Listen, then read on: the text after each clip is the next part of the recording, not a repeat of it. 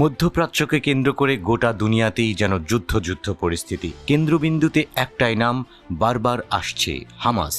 ফিলিস্তিনি প্রতিরোধ যোদ্ধাদের সাহস রীতিমতো ইসরায়েলিদের আঁতে ঘাঁ দিয়েছে। এমন সময়েই ঘরের কথা পরকে জানিয়ে দিয়েছে সাবেক শীর্ষ ইসরায়েলি জেনারেল।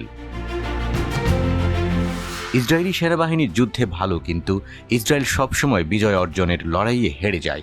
ইসরায়েলি দখলদারিত্ব 1967 সাল থেকে কোনো যুদ্ধে জয়লাভ করতে পারেনি, জানিয়েছেন একজন সাবেক শীর্ষ Israeli general.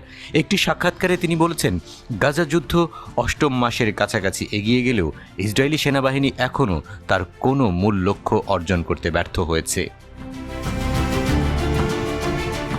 General Dov Tamari প্যারাট্রুপারদের রিকনেসেন্স ইউনিটের কমান্ডার, সাইর মাতকালের commander, ৭০ elite special operation force এবং প্যারাট্রুপার্স ব্রিগেডের ডেপুটি কমান্ডার হিসেবে দায়িত্ব পালন করেন। ইসরায়েলি সংবাদপত্র হারেজের সাথে কথা বলার সময় তিনি বিবেচনা করেছিলেন যে ইসরায়েল সর্বদা যুদ্ধক্ষেত্রে জয়ী হয়, কিন্তু জয় অর্জনের লড়াইয়ে সর্বদা হেরে যায়।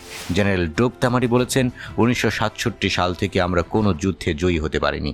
এটি কেবল সামরিক কমান্ডারদের জন্য একটি সমস্যা নয়, বরং এটি একটি কূটনৈতিক, রাজনৈতিক এবং সামাজিক সমস্যা।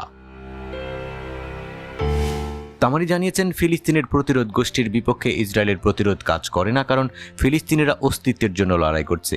গাজার যুদ্ধের বিষয়ে মন্তব্য করে তামারি ইসরায়েলি সেনাবাহিনীর কর্মক্ষমতা এবং সিদ্ধান্তের পিছনে যুক্তি নিয়ে প্রশ্ন তোলেন। এই উপসংহারে পৌঁছেছেন যে ইসরায়েল বর্তমানে গাজায় ক্ষয়ের যুদ্ধে রয়েছে। তামারি প্রশ্ন তুলেছেন, সেনাবাহিনীর কর্তারা কি ভেবেছিল যে আমরা গাজার উপর ব্যাপক অবরোধ আরোপ করার সময় একটি দীর্ঘ যুদ্ধ চালাতে সক্ষম হব? আমি জানি না এই যুদ্ধ কোথায় নিয়ে যাচ্ছে, তবে এটা আমার কাছে স্পষ্ট যে হলোকাস্ট থেকে পুনরুজ্জীবনের ইসরায়েলি আখ্যান, যা আগে বিশ্বে গৃহীত হয়েছিল, হারিয়ে গেছে। যুদ্ধে কে জিতেছে সে বিষয়ে তামারি বলেন, আজ বিশ্বে ইসরায়েলি বর্ণনার চেয়ে ফিলিস্তিনি বর্ণনা বেশি গ্রহণযোগ্য।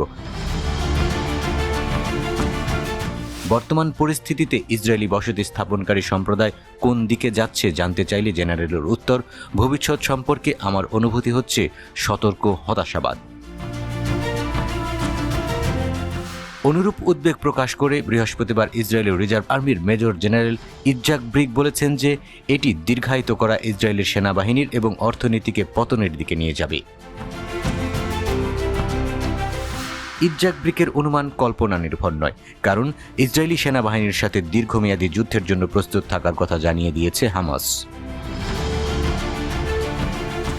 আল কাসাম ব্রিগেডের মুখপাত্র আবু উবাইদা বলেছেন, আমরা আমাদের জনগণের উপর আগ্রাসন বন্ধ করার বিষয়ে পূর্ণ প্রতিশ্রুতিবদ্ধ, তবে শত্রুকে নিঃশেষ করতে আমরা তাদের সঙ্গে দীর্ঘমেয়াদী যুদ্ধ করতে প্রস্তুত।